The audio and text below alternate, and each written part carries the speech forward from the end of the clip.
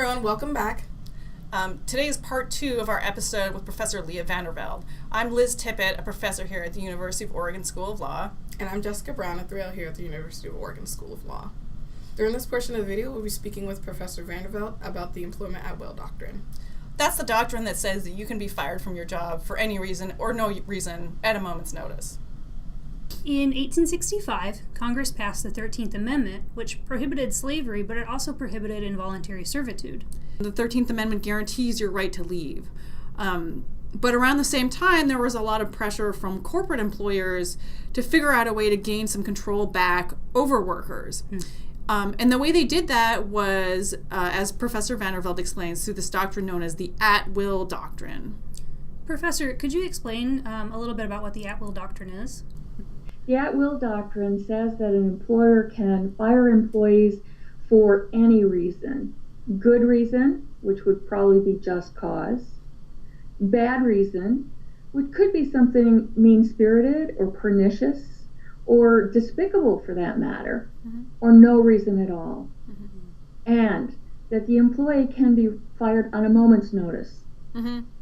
No obligation to pay them to the end of the week or the end of the pay period.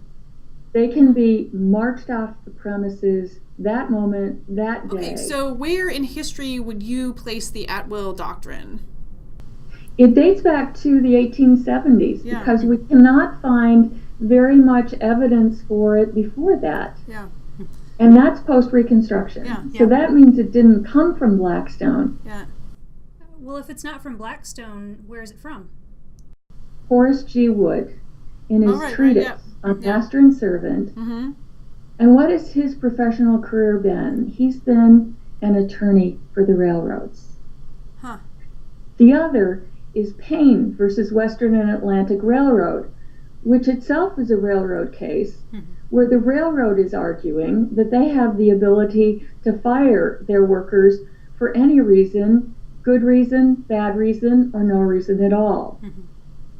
It's striking that the two places that this rule first appears, the two places that anyone can trace it to, are circumstances of railroad employment. And we know that railroads are growing in power during that decade. Yeah, I mean, it does suggest that the Atwill Doctrine became really convenient for employers. So even if they can't prevent you from leaving, they can actually do the opposite, which is gain power over you by threatening to terminate your employment really at any time. Most people now think that if they do good work, that's enough to keep them their job. It's not. Well, Professor, it sounds like you're not really a fan of the Atwill Doctrine. The alternative to the Atwill Doctrine is to allow different industries to formulate their own customs. To suggest that we could respect customary expectations. How had the employer fired people in the past? What kind of longevity did they have? In that kind of industry, were people normally hired for the season, for the production run, for the year, for several years? So I haven't seen this particular line of analysis in your published work. Do you have something in the pipeline? That's my newest article. Oh, wow. Well, I can't wait to read it. What's your newest article called? What's it called? It's called The Anti-Republican Origin of the Atwill Doctrine. Oh, that's amazing. When's it coming out?